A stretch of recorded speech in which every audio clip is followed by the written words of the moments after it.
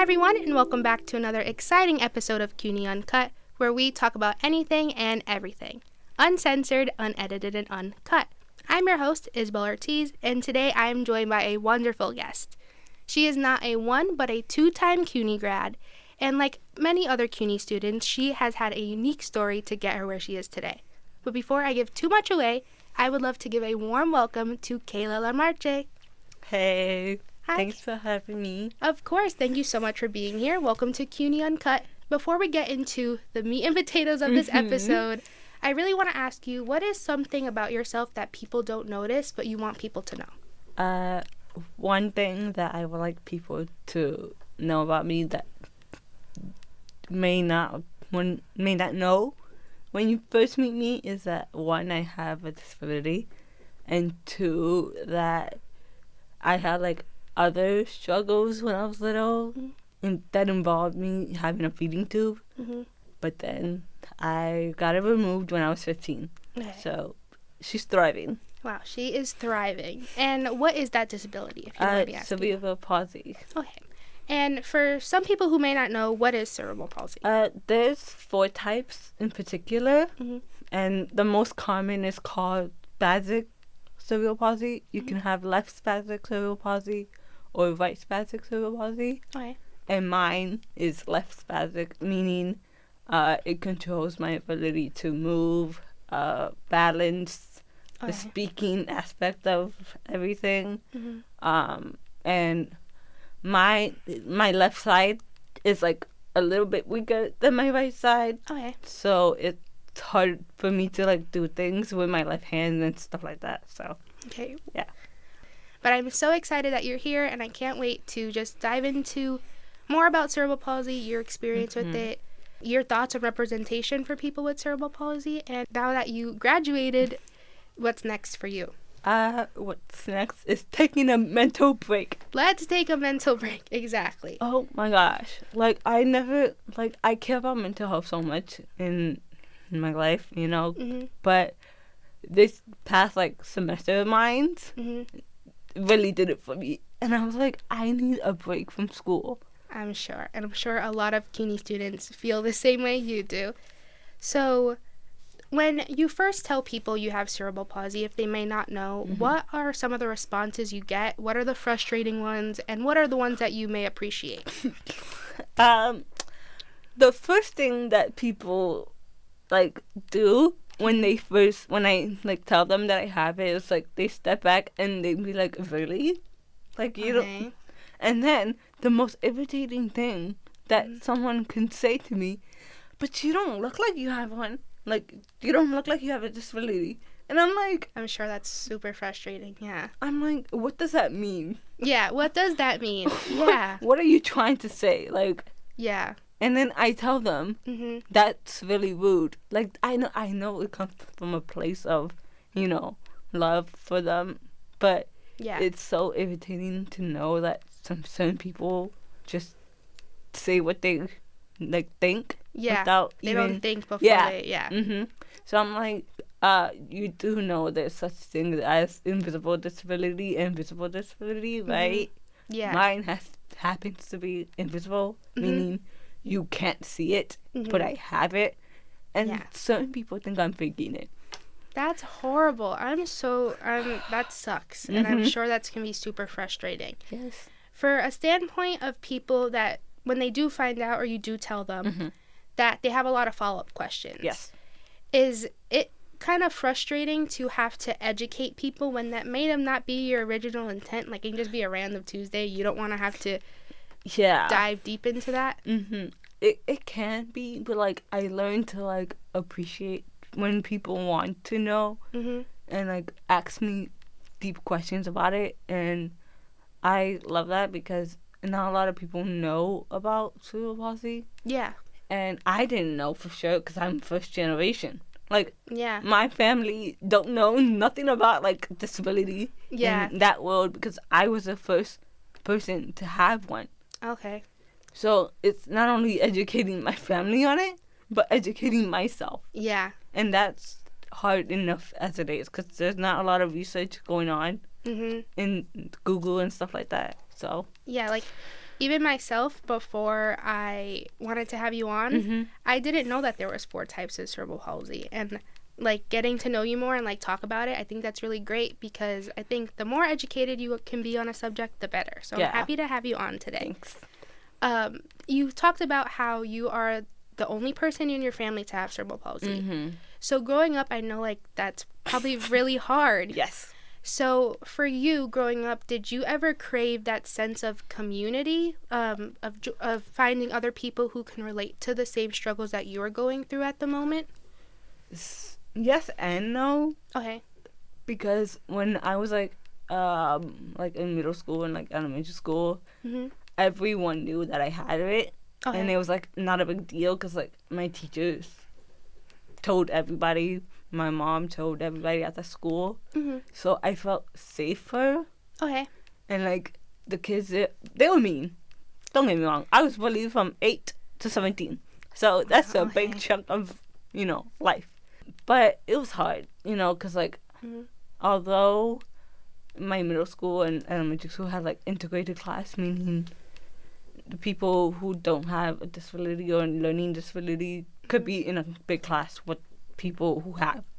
Okay. So it was like a mixture of kids, which made me feel better and like inclusive. Mm-hmm. It wasn't until I got to high school, man. Really? Okay. Yes. I was like, oh, because like I went to high school that has like an elementary school and a middle school together. Oh wow. Okay. So everybody knew each other, and I was just like coming in as like a new kid. Oh, okay. Wow. That's tough. High So, school I'm in just general like, tough. yeah, But and that's tough. but like I had a mind, like in my mind I'm like, oh, okay, nobody knows each other. It's high school, like it's a new beginning, Yeah. and this will be easy to make friends. Mm-hmm. Girl, when I got this, when I got to that school and I see everybody like in a group, and I was Mhm. like, oh, so I'm the odd one out now. Wow. And it sucks because like clickiness is the Yes. worst thing. And I'm sure during like the time of high school, you're really like kind of stepping into your own Mhm. and you're discovering your identity or you're Mhm. really trying to like figure yourself out. Yeah. And being surrounded by those who may not have the same struggles as you Mm-hmm. or the same difficulties as you in school, Yeah. I'm sure that must be like kind of challenging on yourself finding your Yes. identity. So for you, how has cerebral palsy affected your identity and your sense of self? It had like it's big. Yeah. It's like it's a part of me, Mhm. but now I'm okay with it. Mhm. Like I know it's a part of me. I'm gonna have it until the day I no longer exist in the world. Mhm. So why complain about it? But when you're in high school, that's all you do is complain. Yeah. You know, about why is this happening to me? And I did think of a life where I didn't have it. Mhm. You know, imaginary, like, Yeah. and that got to me so bad. Like, it affected my like way of thinking about myself. And Yeah. I'm like, why are you doing that to yourself? Yeah. And you're trying to escape the reality Yeah. of what you're in. Yeah. Yes, and like having no one to talk about, like no one to relate to, Mhm. and like being the only one in that school with it, Mhm. while everyone else has like other learning disabilities, which I kind of related to, but not like fully, because like mine is like physical / mental like Yeah. ability. Mhm. So it was hard. Since you did go to 2 CUNY Mhm. schools, something I really wanted to ask you about, because I know you had a hard time in high school. Yes. How did CUNY do at creating a safe space or a supportive environment for you yourself with cerebral palsy, and then just, I know you can't speak for the whole community, Yeah. the whole disabled community, but what are your thoughts on how CUNY did to create a supportive environment for people with disabilities? I feel like they're doing a good job Mhm. with it, because like the first school I went to, the disability office was like wonderful. It was Okay. like the main floor. You can go in. Everything was cool. They help you with your test, everything, right? Mhm. But the second one, no, not naming names, but y'all know, Yeah. I had a hard time with that, Mhm. and I had to do everything myself, because Yeah.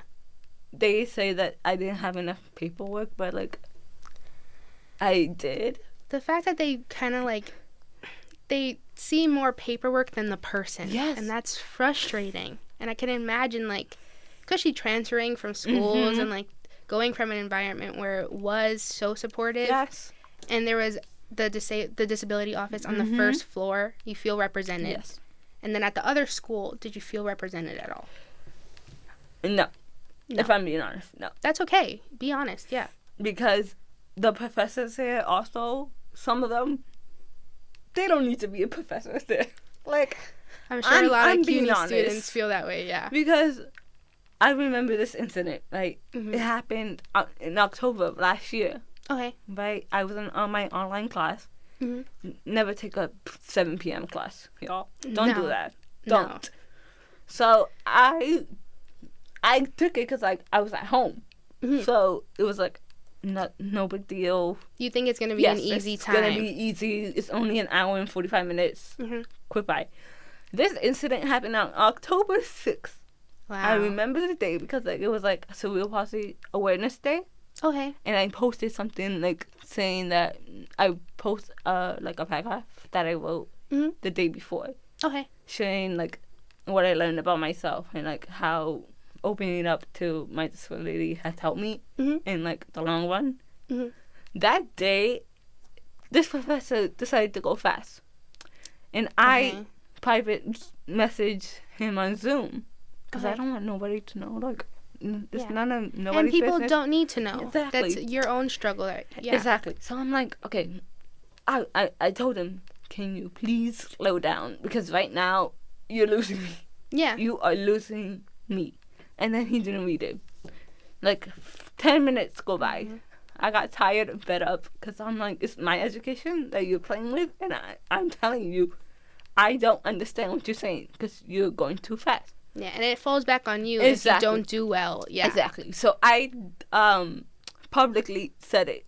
Okay. And I gave myself a pep talk. I was like, you know, if it's at some point, everyone's going to find out that you have this. Yeah. Like, why are you trying to hide? And Like in a show. It's sad, too, that you felt like you couldn't just be open about it in a class. Exactly. I think that speaks a lot to it, too. And then he annoyed it. He read somebody else's thing. Just skipped yours. Yes. And And you know how I knew? Because it's 20-something kids. Yeah. Some of them are not even speaking. Yeah. So I'm just like, did he just annoy me? Yeah. Luckily, I had some amazing classmates that literally copied what I said Okay. and pasted. And someone That's unmuted awesome. themselves and they were like, oh, somebody's saying something. Can you go slower? And the way that this man said, it's not my problem, It is your problem. You're the professor. I was in disbelief. Yeah. Because then when I heard that, I went to the WhatsApp group chat. And I'm like, did I? I'm not going crazy, y'all, right? Yeah. And it's the fact that everybody joined in kind of shows like how strong that Yes. class community is. Yes. But Because it was not only me that was like lost. It Yeah. was the rest of the class. yeah, I'm sure if any professor goes fast, speaking from personal Yes. experience, myself, I'm like, whoa, slow down. Like, let's try to absorb all the material. So like you said, you're not the only person that felt this way. And for that to be completely ignored, I'm Yeah. And then I cried. for that. Oh, I'm I so cried sorry. so much.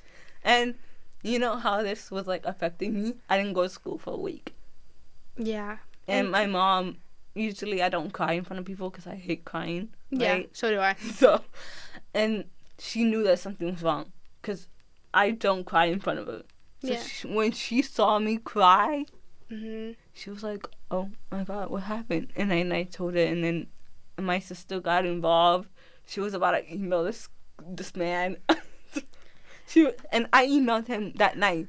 But you know, Good. emotions and anger and like trying to get you to the point don't go together. Yeah. So then the next day, when I like finally calmed down, Mm-hmm. I emailed them again. Okay. And I was like, hey, did you see that last email? Don't read it. I was too emotional.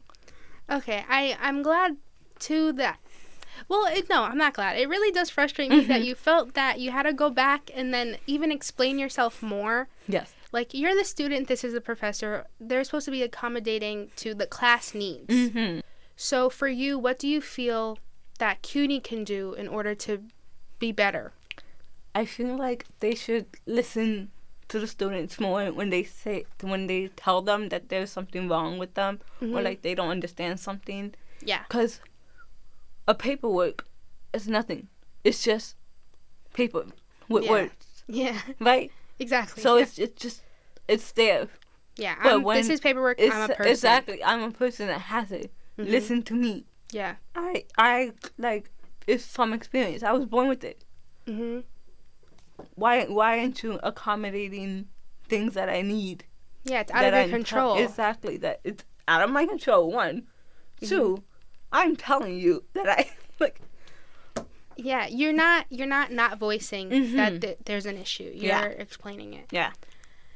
Yeah, I apologize that happened. That sucks. And I'm sure a lot of CUNY students can relate to you on that struggle. Yeah. But you did graduate. Yes, Congrats. thank God. Thank God. You did graduate, so congrats on Thanks. that. But you did get a degree in psychology, is that correct? Yes. Yes. So, what do you hope to do with that degree in psychology?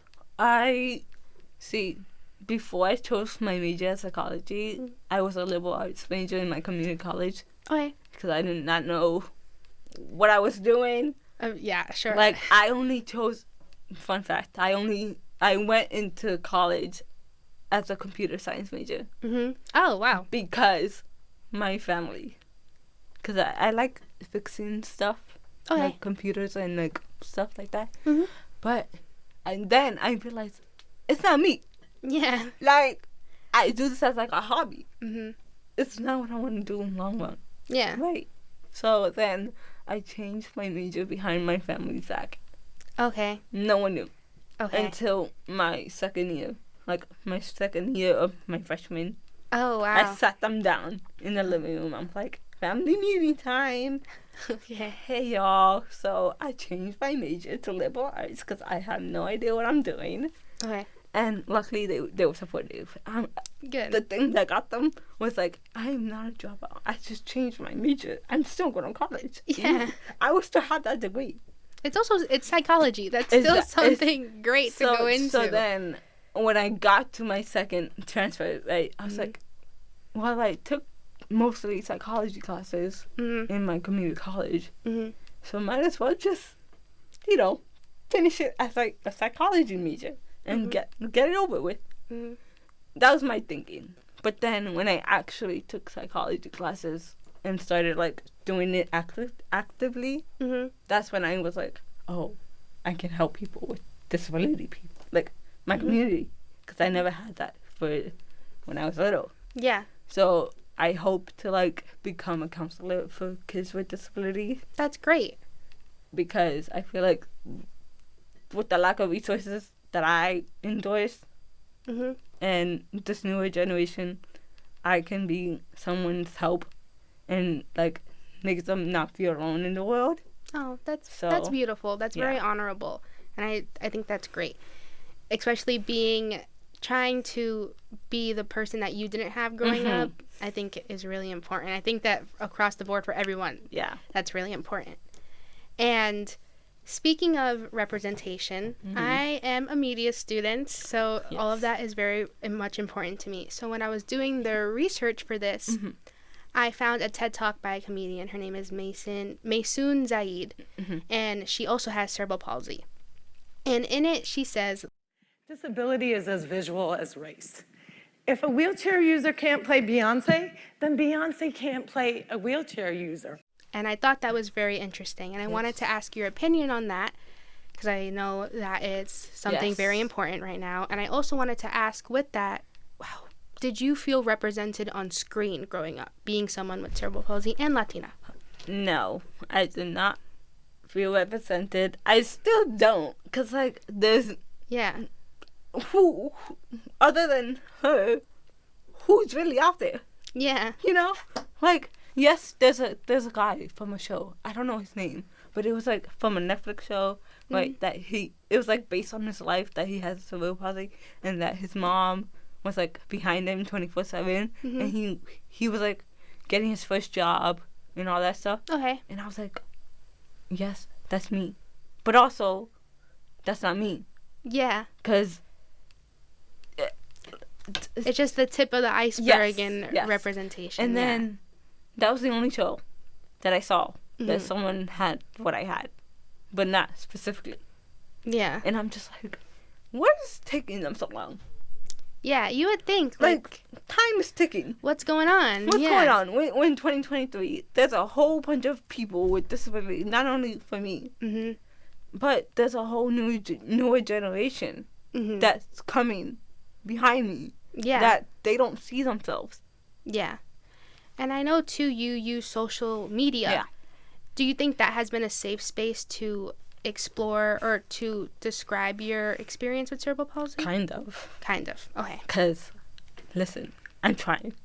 Yeah. I'm trying to, like, have the conversations, but TikTok, man, do better. TikTok. Okay. Why is that? Because every time I talk about my disability or mention cerebral palsy, Mm-hmm. they either shadow ban me or put me, like, in the algorithm with older men. Oh. And I get it. I get what you're saying. uncomfortable. Like, That- I'm just trying to, like, do my makeup and talk about things that really matter to me. Yeah. And, like, and then I stopped. This was back in March. Mhm. Because March is, like, Cerebral Palsy Awareness Month. Yeah. So every day I would post a video. It was called Thriving in Life with Cerebral Palsy. Okay. Yeah, check it out. It was the time of my life. Okay. But ever since then, I try to, like, incorporate that Mhm. into, my videos now. Yeah. But something about the algorithm, man. TikTok. The What's going algorithm. All people struggle with the algorithm, but it makes me sad because I feel like there's a lot of people who would want to see your stuff, who would want to see you explain your experience with cerebral palsy, especially so they don't feel alone, or just Yeah. for people who aren't really educated on the Yes. topic to become more educated. Mhm. So don't give up. Yes, I won't. I think it's really great what you're doing with social media to, like, spread the word and be an activist, Yeah. and just not even to be an activist, just to explain your own story. I opened up in 2020 Mhm. when we were all in the pandemic, Yeah. right? And because, like, self-awareness happened during that time. Yeah. And, like, I had to really sit with myself. Mhm. And I was like, what if I just, open up my life to Instagram? Hi, I'm Kayla. I have cerebral palsy. That video on, I have just been more open of talking about cerebral palsy and what it is and how I deal with it. And action! Again, 3 years later. 3 years later from that first video that I saw, when I was like, hey, I'm Kayla, and I have cerebral palsy. I still have cerebral palsy. Which is mostly my friends and family, Mhm. but also they kept sharing it, and they got, like, a lot of people, like, saying thank you for sharing and all Oh, that that's stuff, awesome. that you're brave, blah blah blah. And I was like, I know I don't need no validation. Yeah. But that moment, I was like, girl, you did that. You. For your 12-year-old self, Yeah. you, like, did that. Yeah, you did that, and it's great that your family was very supportive of that. But I'm super excited that you've been on today to talk about cerebral palsy and your experience and representation. To end things on a lighter note, Yes. I would love to connect us back to our CUNY roots. Yes. So I love to ask this question: what is your CUNY survival item? Mine is an iced coffee, without a doubt. Period. No matter the temperature, it can be ice cold outside. I need an iced coffee. So for you, what is your CUNY survival item? For me, it's my Starbucks strawberry acai with lemonade without the strawberries, because ew. Okay. So strawberry drink, Yeah. no strawberries. Yeah. Okay. Weird, I know. but don't come for me. Okay. My phone, of course, because Like communication. everybody? Of course. Yeah. And TikTok. Exactly. Yeah. And my laptop, because I don't handwrite anymore. Like, Who does that? I mean, I'm sure there's some people there's who do. some people. We're not judging. I am not judging you if you like do your notes neatly, but Yeah. my handwriting sucks, so Mhm. I can't even read my own handwriting sometimes. So a laptop works for me, and Yeah. has been working for me since I started my college career. Well, I'm glad you had that laptop. I love my laptop. Exactly. So, exactly. So, but I just want to say thank you so much for being on CUNY Uncut. you. This really has been great, and continue to share your story on social media. And I know a lot of people are gonna see. TikTok just needs to fix the algorithm. Yes, they do. They need to fix the algorithm. But again, thank you for being on Thank you CUNY for Uncut. having me. Of course. That is a wrap on today's episode of CUNY Uncut. Thank you so much for tuning in. I'm your host, Isabel Ortiz, and don't forget to check out CUNY Uncut on social media. I will see you guys next time. Bye. Bye, besties. Bye.